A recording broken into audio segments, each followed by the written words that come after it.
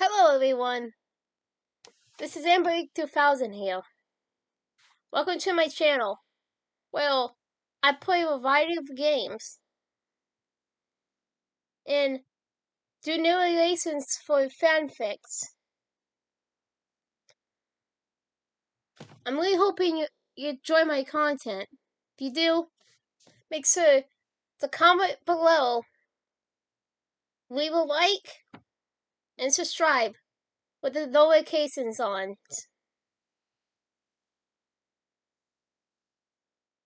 Right, so next time, this is AmberAnkNA. Welcome to my channel. So, hi. Requiem, A Life is Strange Story. Chapter 3. Sail on after me, love. Will you sail on after me? Will you fight the waves of ocean? Will you still believe when I say hold up now? Will you stand against the breeze? Will you stand tall and surrender none to me? Sail away. Chloe. Max and Chloe hailed a chassis and took it to the theater. Tonight's performance of Atonement was sold out since it was the final performance in San Francisco, but also the final performance on tour. The play would go into hiatus for a few years, and the powers that be on Broadway would decide what to do with it. The play had been a rousing success, with numerous sellouts and rave reviews. Rumor was that movie producers had become interested in possibly turning the play into a film. As they arrived at the theater, Max was awestruck by the grace and glamour. Gallery openings were low-key events compared to this. Max could see spotlights, local news crews, and numerous people taking selfies. It's obvious to take in the spectacle.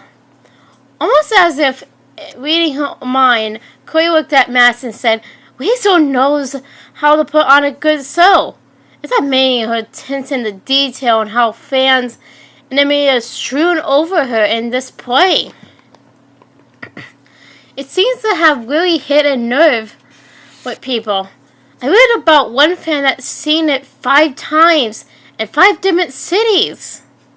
That's amazing. Max said, still in shock. Should we go in and find Weasel and Simone? Forget it. Weasel will be backstage doing 100 final details, and there's no telling where Simone is. Just before the curtain rises, it's chaos back there.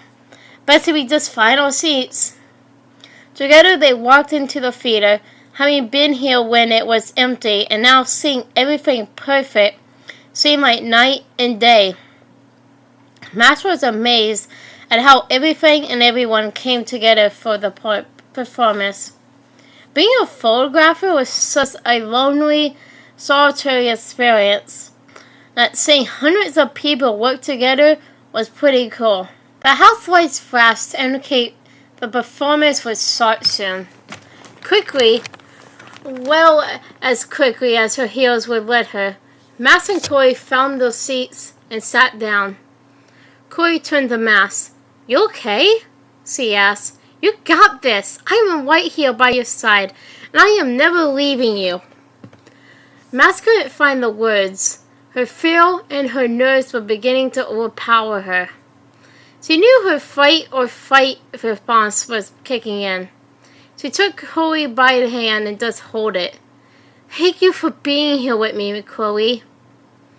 As the lights dimmed, Max's fear grew. The darkness, only lit by the track lights in the aisle, felt encompassing and claustrophobic. The current waves, and before her was the backdrop she had seen earlier that day. The cliff, the lighthouse, and the storm. Even though Weasel and her designers had never seen that moment, this was amazingly accurate. Max could almost hear the wind and feel the rain pecking her face. It was so real. All too real. She squeezed Chloe's hand even harder, and Chloe streaked her back, reassuring her she was there. Awkward blonde girl, obviously meant to be masked, but going by the name Mac.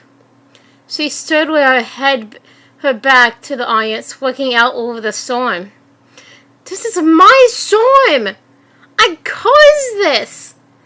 I changed fate and destiny so much that I altered our lives! But all I really did was just cause death and destruction! All on stage stumbled a pink-haired girl named Zoe. Obviously, this was meant to be Chloe. Max felt the real Chloe lean in next to her.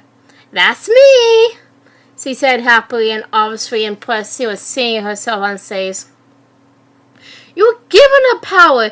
You didn't ask for it. Okay, so you're not the master of time, but you're Mac, and you're amazing. This is the way. No, you're my priority right now. You're all that matters to me. Maybe you just been delaying my real destiny. Look at what happened in Timber Bay, Mook Bay, ever since you saved me. Zoe. Mac, you finally came back to me, and you did nothing but show me your love and friendship. You made me smile and laugh. Where will I end up after this? In whatever reality, all those moments between us were real. They always be ours. So, I can't do this. No, Mac. Only you can. Mac sat there speechless to hear those words, and while they were not an exact reproduction of what she said to Chloe, and Chloe said to her all those years ago, it was close enough. Feeling as if the darkness, a positive darkness was going to consume her, Max let go of Chloe's hand and wanted nothing more than to leave the theater. She got up, shoved off her heels, and practically ran out of the theater. Chloe followed. As she and Max burst through the lobby door, Chloe reached for her hand and grabbed it. She slowed Max down and turned her around. No, Max! No! Don't go! She pleaded. It's okay! You got this! I am here with you! We will face it together! She echoed. Chloe, you don't understand. You'll never understand. That scene, the one we just watched, that was the moment I had to make my choice. I had to decide to sacrifice you or thousands of lives in Arcadia Bay. The dialogue, those words, it was all too much. How did Rachel know? How did she write those words?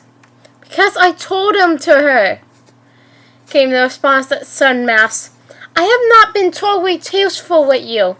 You had dreams about the future, but I have had dreams about the past. Ever since you saved Rachel, I begun to have dreams or visions too. I saw our lives. I saw moments from your time. They were like echoes. They were all too real. I told Rachel about them, and this is where the idea for the play came from. They were like pieces of a jigsaw puzzle, broken up in time in my head. Part of the reason I wanted to find you so badly was I need to understand what it all meant. It's one reason I've never been back to Arcadia Bay. I am not sure I could face it alone, without you. Chloe, why didn't you say anything? Max asked. Because it was too difficult. Once I found you, all those emotions came rushing back. And then Simone was here. I knew from that other timeline that we were together, that we were meant to be. Again, it was like an echo and it haunted me. Here, now, today. Chloe, you must also understand why I must go. Now, I knew this was a mistake. I knew you should never find me. I knew we cannot be together. I knew it, But I let my feelings and emotions get the best of me. I'm leaving, Chloe. Tell Weasel, Simone, and all Maxine bye for me. With that, Max took her arm free from Chloe's grip and looked her in the face. Please don't go, Chloe begged, tears running down her cheek. You understand better than anyone why I have to. And with that, Max turned and ran out the door. Outside, it was rainy and foggy. San Francisco at night, when the fog rolls in off the bay, can get pretty miserable. It seemed like the whole other world to Max, far from the beautiful sunny day they had experienced. Max thought it was appropriate as the weather felt her mood. She paused just outside the door. The grizz and glamour of earlier has vanished, and it was a quiet, deserted street except for the occasional passing car. She looked to see if Chloe was following her, but when she peered back into the lobby, Chloe had vanished. Max was a little surprised that Chloe did not follow her and try and convince her to change her mind. Maybe she thought Chloe really understands. Max decided it was not worth fighting the rain, so he began to slowly walk. The rain was a light mist and had been warmer. Actually, it would not have been too bad. It reminded Max of some of the nights he spent in Ireland. She stopped at the corner, waiting on the traffic light to change, and looked back at the theater. Her heart hurt. She knew what she was leaving behind. She did not want to either, but she knew she had to. If today taught her anything, it's that fate and destiny wouldn't always win. Her life was not one meant to be happy. The universe would not let her be happy.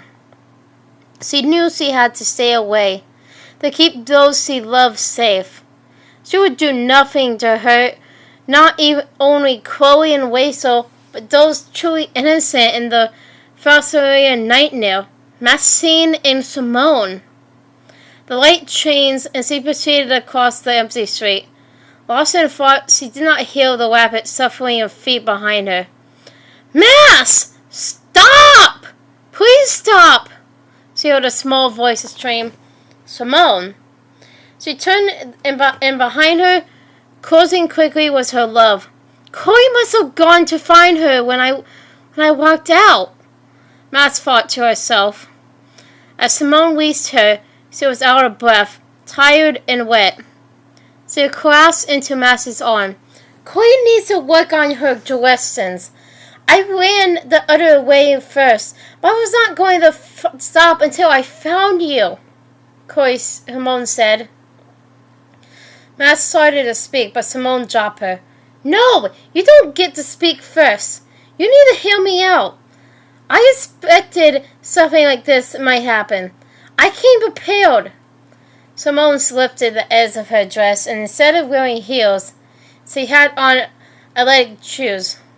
I was coming prepared just in case you left again. I am not losing you, Maxine Caulfield. Max looked at Simone and had to smile. Simone knew her all too well. Simone, you don't understand. You have no idea what it's like to be forced to decide between your best friend and the life of an entire town. What it's like to wonder if, at any given moment, you are going to lose those who hold the most dear. No, I don't understand what it's like to wonder if I am going to lose them. I know what it's like to lose them, and to be the one that tells them to go, Simone concentrated.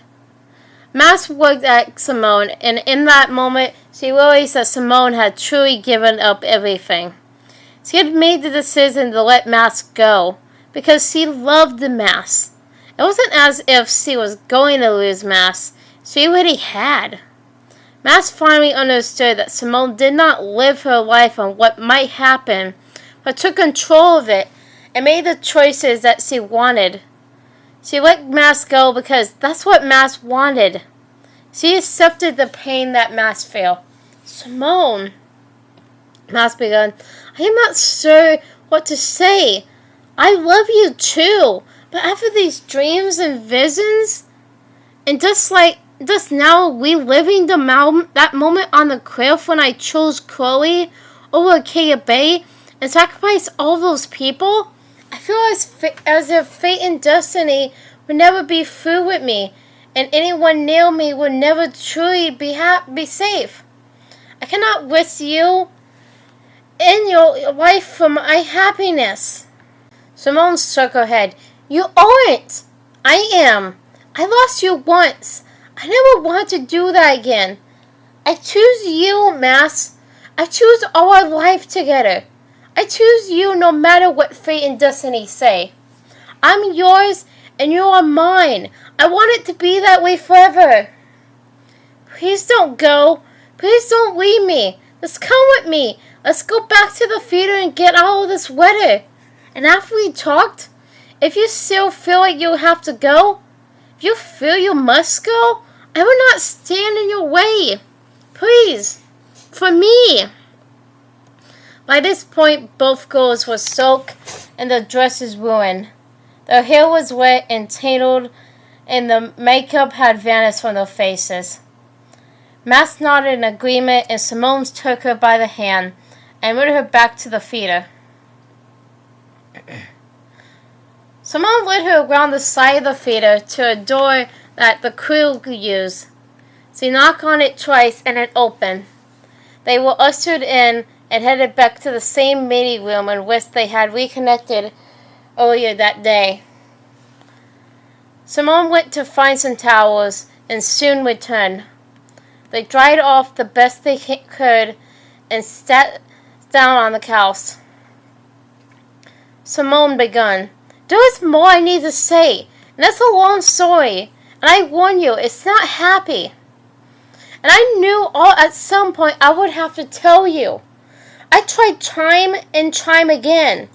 I wanted to wait for the perfect time to say something, but there never was a perfect time. But I guess now is the perfect time. No time like the present, they say. Max, my entire life had been different. I was a child. I was often uncomfortable around others. As I grew older, I learned about being an introvert, and I thought that explained why I was different. When I was around people, especially in close physical contact with them, I grew weary and emotional. Being introverted explained it for a time. As I got into college and grew older, I no longer thought about it as being different. I was going through many other changes as well. I always knew I was gay, but in high school, I played it off as that awkward teen phase. I even tried to date guys. Of course, denying that part of me made it harder years later when I came out to my parents. They loved me and supported me and told me they knew and had always known. I was really lucky in that regard. I got in a serious relationship in college. She was my first girlfriend. We loved each other dearly. She's the only other person I have ever loved, besides you. But her life was not perfect. She had all sorts of personal issues. She was rebellious and could not reconnect being gay and being godly. She was raised in a very conservative home where you went to church every day, Sunday, and was taught to hate gay people, and that being gay was an abomination. She could not understand why she was supposed to hate herself. So we had to keep our relationship as a secret. But I loved her. Loved her so very much. And I am sorry for all the details. You have to understand this to understand what I am about to tell you. When she and I were together, it was bliss. We were so happy, and she seemed like a different person without a care in the world. But as great as we were together, The opposite was true when we were apart. She suffered from depression and anxiety, and for the longest time, I did not understand. We were together for over a year and a half, and just before Christmas break, on my sophomore, her junior year, we had a fight. We yelled and we screamed. She wanted me to go home with her for winter break. She wanted me to meet her family. And I told her I would come on one condition. She told her parents the truth. Told them we were a couple. She said she could not do that, and I should understand why. I told her, in that case, I couldn't. She laughed angrily, and for the first time, we did not make up before she left. My last words to her was something along the lines of growing up. And she needed to learn what it means to be in an adult relationship. I stayed at the college as I had a small apartment, and she went home. With us both being angry, I gave her a few days before I called her.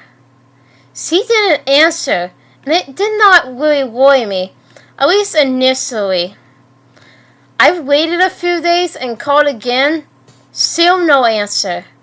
Christmas Eve approached, and Christmas was her favorite holiday.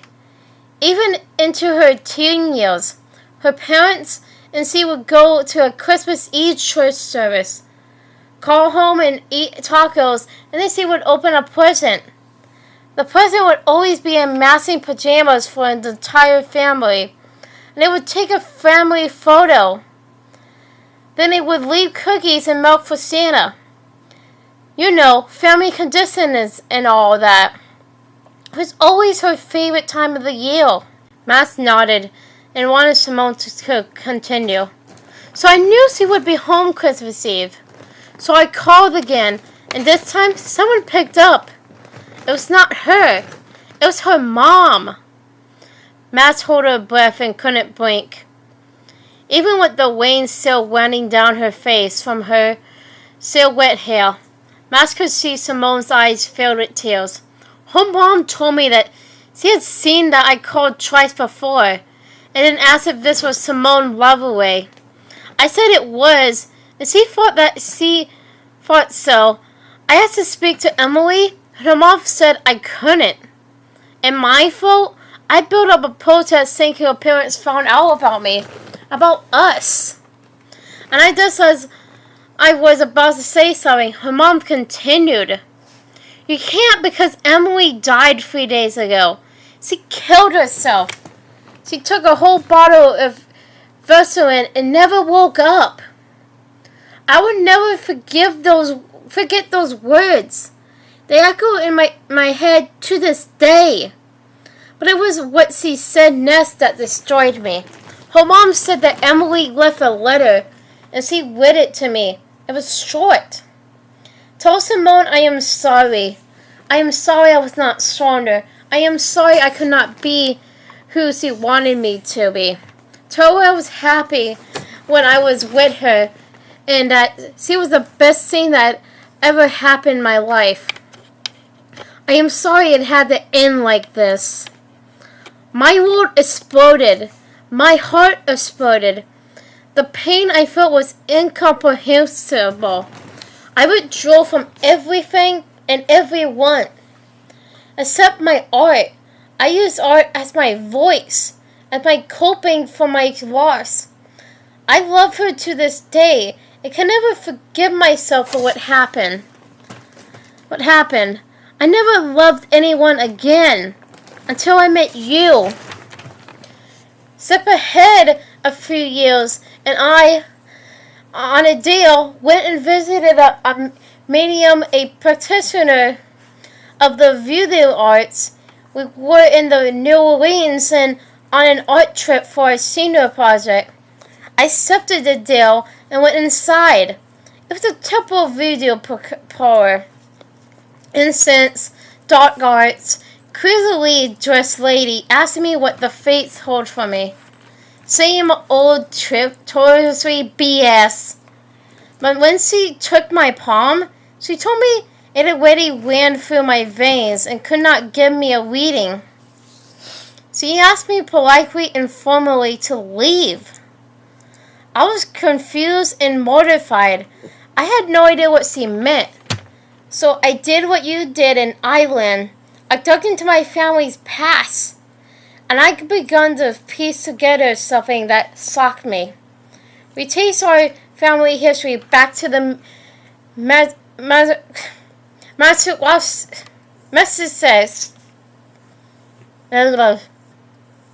It starts with an M. And with us. Whatever it is. Massachusetts. And the continental days. Especially the early 1690s. Master interrupted. You don't mean... Simone nodded. Yes, I do. The salmon with Childs. I had a family member in Salmon, and who was born at the stake. But here's the thing: you would never read about it in the published reports of the history of Salmon. My relative, my grandmother, many times removed on my mom's side, was a servant that came with a very well-to-do family. She was from France, well through the unofficial reports. I found in eyewitness accounts I could piece together. She was killed for being a witch. So you're trying to tell me you're a witch? Mass asked scalpelessly. No, silly! Far from it. But the reason she was killed was not because she was a witch, but because she had a power she could not explain.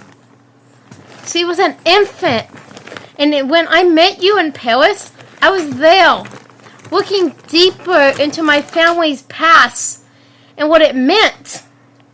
Infant? Mass asked, genuinely curious. An empath is someone that can project or observe the emotions of others. Some empaths can project the emotions on others and make them feel a certain way. Often they do this for nefarious reasons. Other empaths, like in my family, can observe the emotions of others, like of a sponge. You see someone having a bad day, you get near them, and you can take away the bad. This sounds like Alice Chen.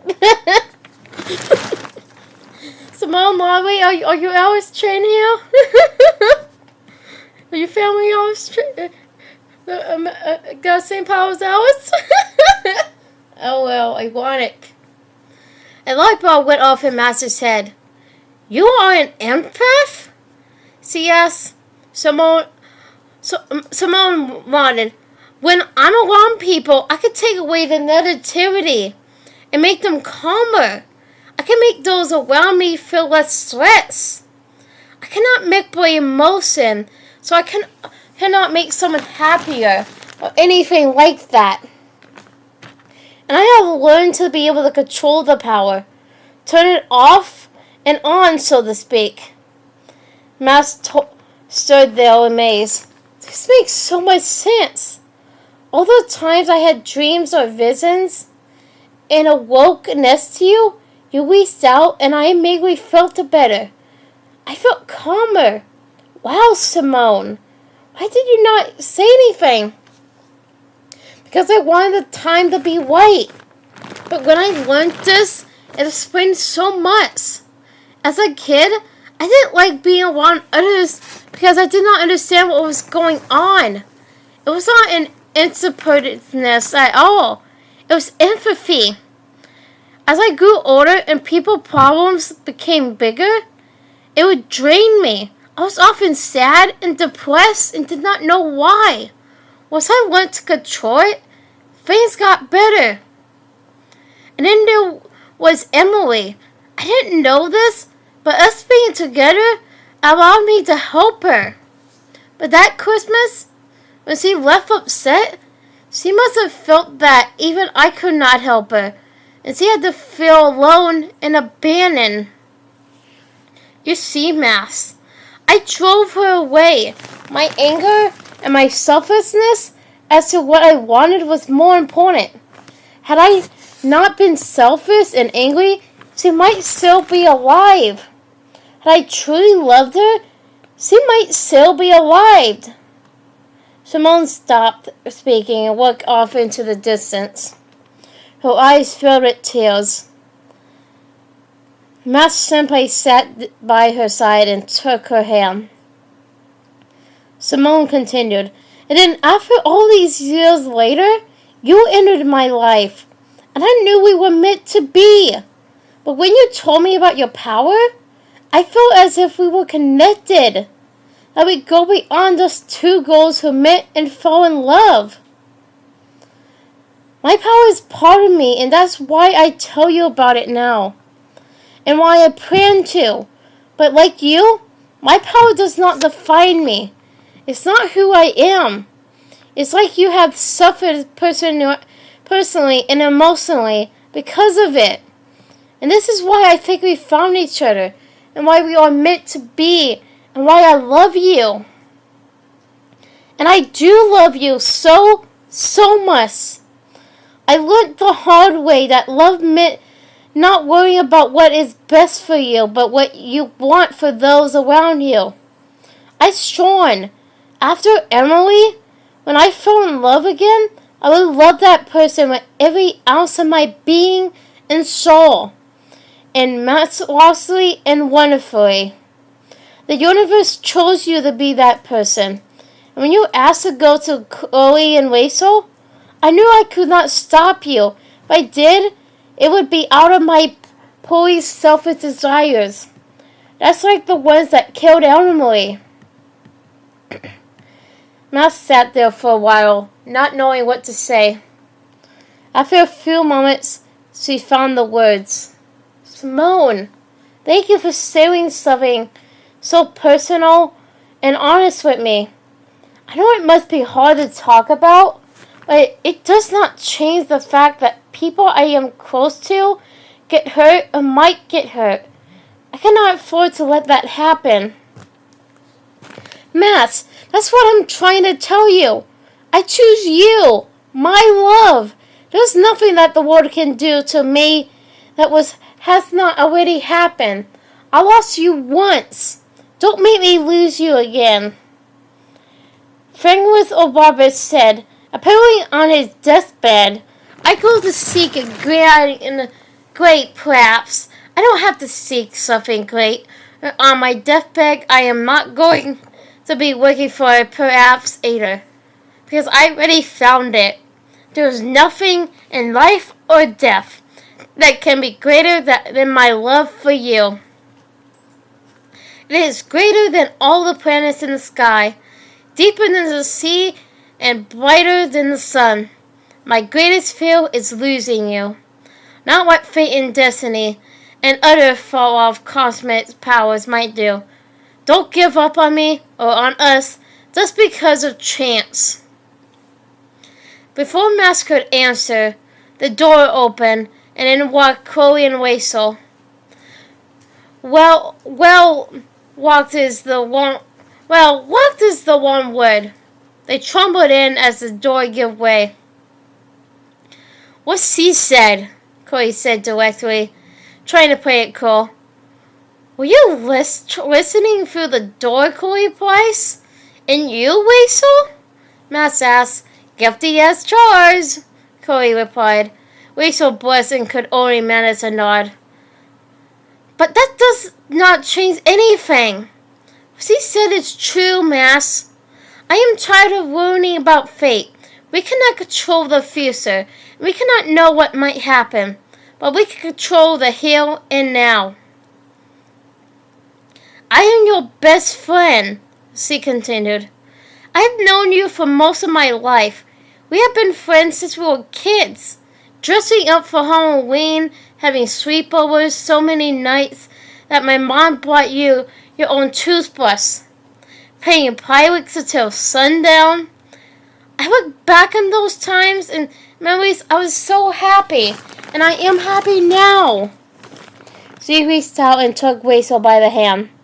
And the only thing that would make me happier is to have that past and my present together. I know you think you have to stay away from me, but I want you to stay here for me. I want you and Simone, Rachel and I, and Maxine to be a family. Not all families are related by blood or marriage. Family is what you make it. And you are my family too. Stay, Max. Please stay with us. The tears began to flow, and Max had to dry her tears. She knew Max through Chloe loved her, but this was something more. It was Rachel's turn next. Max, I have not known you as long as Chloe. I met you that day you saved me. Saved me from a terrible fate. And better than anyone, I could tell you how I need Maxine Caulfield in my life. You saved me. It was nothing I did or could do. You did it. You did it for me. And you did it for Chloe. It was the greatest... I couldn't control those. Thank you for the bus shoes. For anyone that's saying in the comments. Anyway. It was the greatest gift one person could give another. I want a lifetime of being together. Of being family. I want a lifetime with you to repay what you did for me. Thank you. A million times thank you. And there is a little girl out there who just met her aunt. She deserves to know you too. Max reached up and took Rachel's hands. I didn't know, Rachel. I did not know you cared so much. Next to Chloe and Maxine, you're the closest thing I have to family. And I will always love you, Max. Rachel said through broken space and falling tears. Simone turned to Max, crying herself. She cleared her throat. See the love that people have for you? See how much you mean to them? Family is so important. We are your family now. You do not have to run away, Max. Being family, being together, means we love and support one another for good times and bad. And there it is. And then there is this, Simone said as he kneeled on the floor in front of Max. Reaching around her neck, she produced a necklace, and on that necklace was a ring. A beautiful ring with a teardrop diamond in the middle and 2 sapphires on each side. You may remember back in Paris, I proposed to you. Do you remember? Max could only nod. Rachel and Chloe looked at each other, and words escaped them as well. Do you remember that the night I told you to go? To leave? To go find Chloe and Rachel? Again, Max nodded. That night, I was late coming home. And do you remember the next day I had planned for a nice day trip to the tower? Max was crying harder now, but managed a nod. That night I was late because I stopped to buy this ring. I thought you deserved more than a blue ring pop for an engagement ring. Max laughed through her tears at the memory of Simone posing with the ring pop. So later that night, when I told you to go, I was giving up the rest of my life and giving up the one I wanted to spend it with. I wasn't just giving up my girlfriend. I was giving up my future and my happiness. I told you to go because of what it meant for you. I knew deep down that if we were meant to be, one day, and somehow we would come back to each other. My heart, it feels like my chest can barely contain it. Like it doesn't belong to me anymore. It belongs to you. And if you wanted it, I wish for nothing in exchange. No gifts, no goods, no demonstrations of devotion. Nothing but knowing you love me too. Just your heart, and the same for mine. Matt chuckled at Simone's quoting of Neil Gaiman's Sawdust. I love you, Maxine Caulfield. I always have. Fate and destiny have led us to this moment. Choose me. Choose love. Choose us. Will you marry me? Hi everyone. This is Emma 2000 again. Well, I hope you enjoyed the video. Because, I really did enjoy making it. But, so I hope you enjoyed it. Comment, like, and subscribe with the notifications on down below. Till next time, bye!